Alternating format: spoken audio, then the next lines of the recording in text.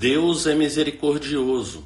Olá, espero que você esteja bem. Nós estamos aqui mais uma vez, hoje para concluirmos o estudo do livro de Miqueias, Miqueias capítulo 7, mas antes é necessário que eu faça aqui 3 pedidos. E o primeiro pedido é para que você não apenas curta, mas compartilhe esse estudo com outras pessoas, para que outras pessoas venham ser abençoadas, outras pessoas venham ser edificadas.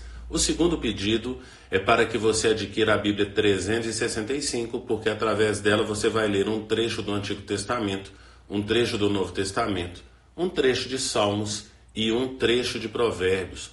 Com isso, o desejo do nosso coração é que você venha ler a Bíblia toda em um ano. Então aceite esse desafio, porque certamente você será abençoado, você vai adquirir mais conhecimento do Senhor através da palavra dele.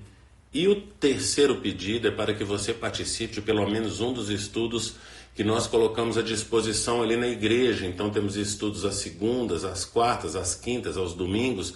São dias diferentes, horários diferentes, temas diferentes. E com isso, o nosso intuito é de alguma forma te ajudar a participar de pelo menos um dos estudos ali. Por isso você pode olhar ali na descrição desse estudo no YouTube ou então na agenda da semana ali no Instagram, os dias, horários e temas de cada um dos estudos. E depois desses pedidos, vamos para Miqueias capítulo 7 e nós vamos ler os 3 últimos versículos, versículo 18, 19 e 20, que diz: Quem é comparável a ti, ó Deus, que perdoa o pecado e esquece a transgressão do remanescente da sua herança? Tu que não permaneces irado para sempre, mas tens prazer em mostrar amor. De novo terás compaixão de nós, pisarás as nossas maldades e atirarás todos os nossos pecados nas profundezas do mar. Mostrará fidelidade a Jacó e bondade a Abraão, conforme prometeste sob juramento aos nossos antepassados na antiguidade. Nesse finalzinho do livro de Miqueias, nessa parte final, Miqueias traz uma mensagem de esperança. A gente percebeu ao longo de todo o livro de Miqueias acusações contra Israel, Reino do Norte, acusações contra Jerusalém, Judá, Reino do Sul, mas o enfoque principal de Miqueias é o Reino do Norte. Portanto, ele traz esse período de acusações contra Israel. Como a gente sempre pede, é bom que você, antes de ler, antes de assistir, antes de ouvir cada estudo, você leia o capítulo que a gente está tratando. Porque se você fizer isso, você vai perceber então a mensagem completa do texto. E aí a gente vai destacar um pequeno trecho de cada capítulo para poder trazer uma mensagem. Então, quando você olha aqui o capítulo 7, você percebe que lá do versículo 1 até o versículo 7 vai falar a respeito da desgraça que virá sobre Israel. Israel, como eu falei, Reino do Norte. Depois do versículo 8 até o versículo 13, traz uma palavra final de esperança de que Israel irá se levantar. E depois do versículo 14 até o final, que é o versículo 20, a súplica por misericórdia. Nós percebemos aí no decorrer do capítulo, no decorrer do livro, que o Senhor traz acusações graves contra o pecado de Israel, contra Israel. O Senhor traz provas do pecado de Israel, o Senhor traz acusações. ele demonstra o que o povo de Israel tem feito de errado. Quando eu falo Israel, sempre preciso lembrar que é Israel, reino do norte.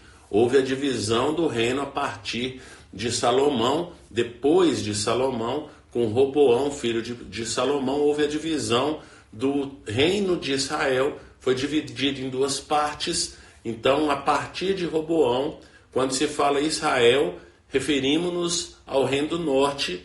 Os autores bíblicos se referem, então, ao reino do norte, cuja capital é Samaria. E quando fala de Judá, Jerusalém, refere-se, então, os autores se referem ao reino do sul, cuja capital é Jerusalém. Então, essa divisão foi após Salomão, a partir de Roboão, filho de Salomão, por causa do pecado de Salomão.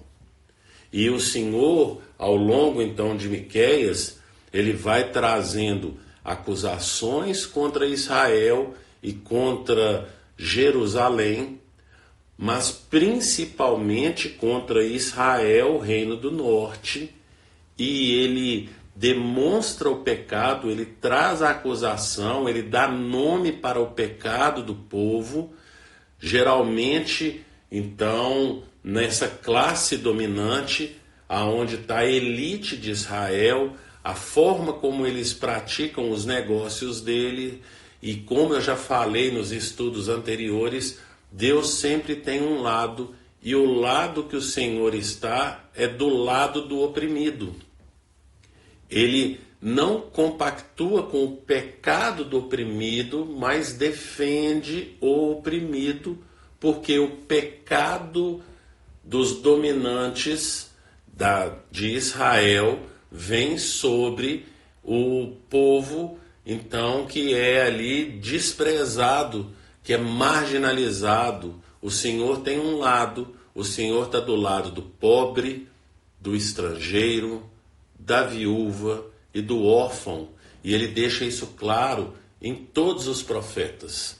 Sempre que você estiver lendo a Bíblia no Antigo Testamento, mas no Novo Testamento o Senhor endossa tudo que está escrito ali, principalmente o texto principal ali, é Tiago capítulo 1, versículo 27, que fala que a religião sem mácula para com nosso Deus e Pai é visitar os órfãos e as viúvas nas suas necessidades e se abster do mal.